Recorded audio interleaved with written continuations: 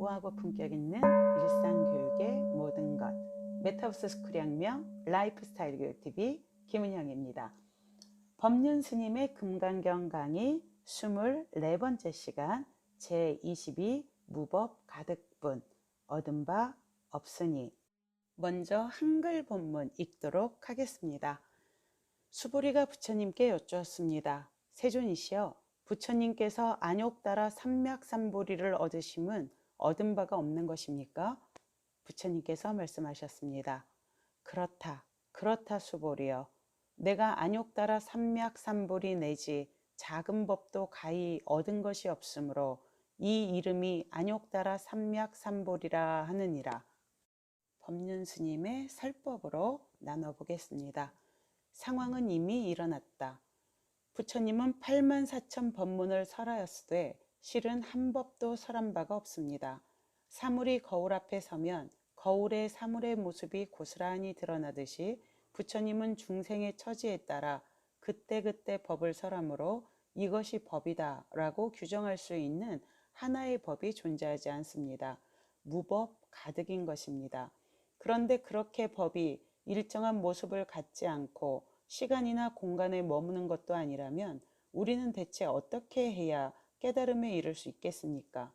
수보리는 부처님께 안욕 따라 삼맥삼보리를 얻으심은 가히 한 법도 얻으심이 없는 것입니까? 하고 묻습니다.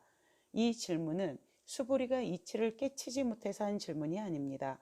부처님께 자신이 그동안의 문답에서 터득한 이치를 다시 한번 확인해 주시길 청하는 질문입니다. 부처님은 이 물음에 흔쾌히 답합니다.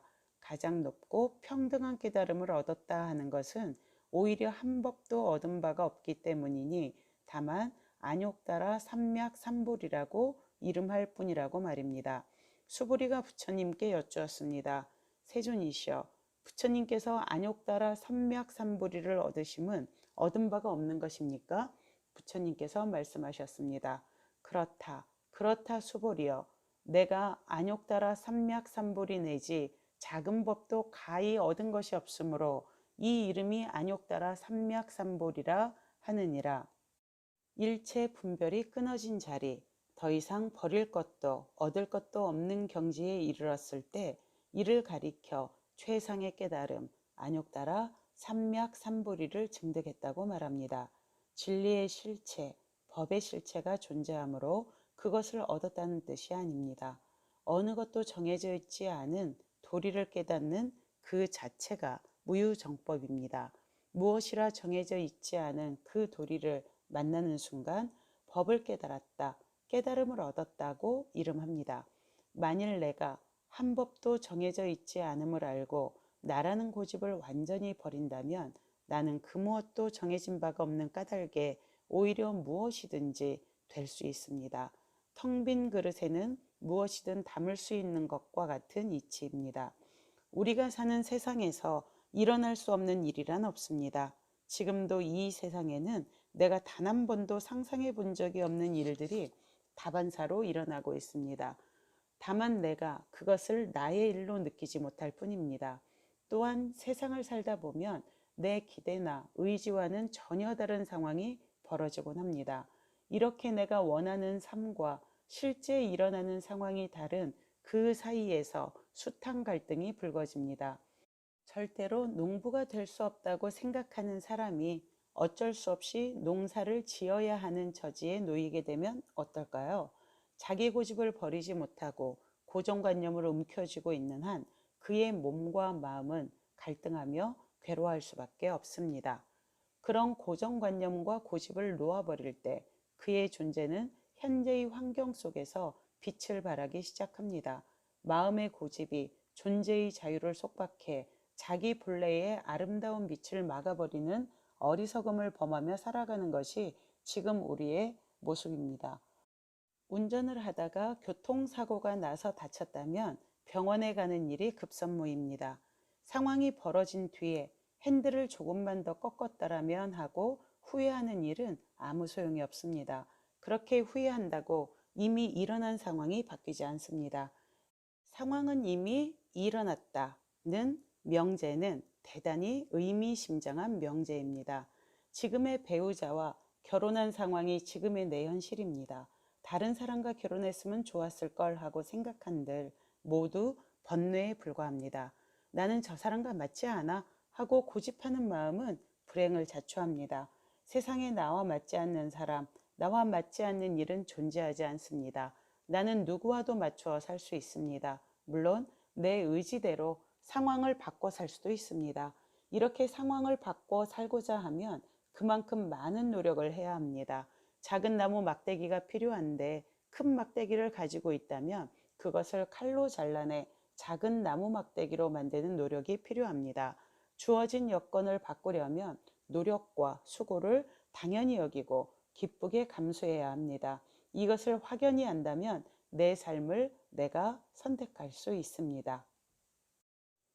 아무것도 고칠 것이 없지만 삶의 순간순간에 일어나는 상황에 대처하는 자세는 전적으로 그 사람의 문제입니다. 기다리는 버스가 빨리 오지 않는다고 마음이 바쁜 사람, 차를 타고 가면서 사고가 날까봐 마음이 불안한 사람이 있는가 하면 버스가 안 오면 안 오는 대로 느긋한 마음으로 기다리는 사람, 타고 난 뒤에도 편안한 마음으로 여유를 즐기는 사람이 있습니다. 그 짧은 순간순간들이 연결되어 이루어지는 게 우리의 인생입니다. 그런데 사람들은 인생을 이루는 그 중요한 순간들을 놓치고 망쳐버리기 일쑤입니다.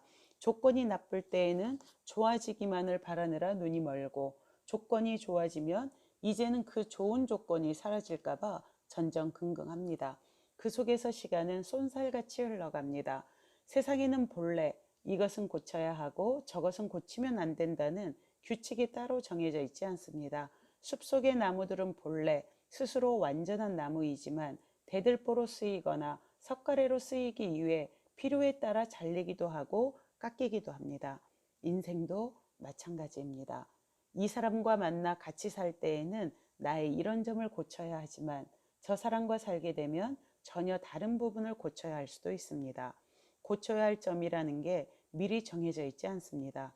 지금 이 사람 때문에 고쳐야 한다는 게 아니라 산다는 것 자체가 그렇게 고쳐가는 일입니다. 산다는 것 자체가 그렇게 고쳐가는 일입니다.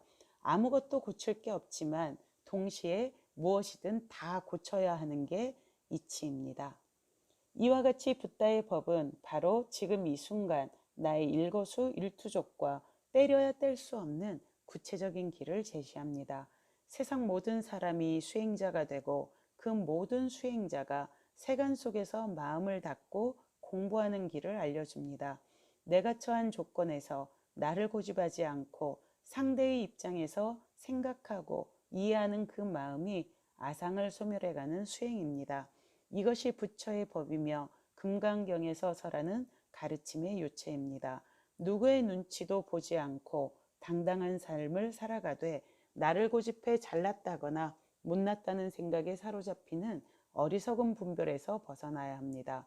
수행에는 본래 정해진 방법이 없습니다. 언제 어디서나 진실을 깨달으면 그것이 최고의 수행입니다.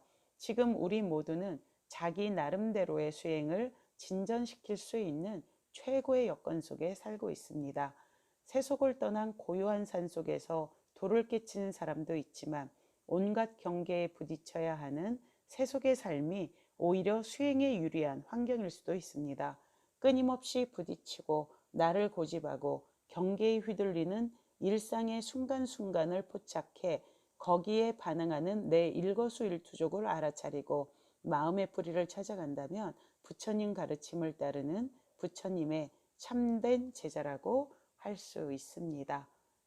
그래서 수행에는 본래 정해진 방법이 없다고 말씀하셨나 봅니다. 앞부분에서 언제 어디서나 진실을 깨달으면 그것이 최고의 수행이라는 말씀, 오늘 또 명심해야 될 것 같습니다. 산다는 것 자체가 끊임없이 고쳐가는 일이라는 말씀을 들으니까 제 삶의 태도와 자세에 대해서 너무나 깊이 오늘 참여하게 되는 순간인 것 같습니다. 오늘 법을 설해 주신 법륜스님 깊이 감사 올립니다. 그리고 함께 해주신 여러분 감사합니다. 성불하십시오.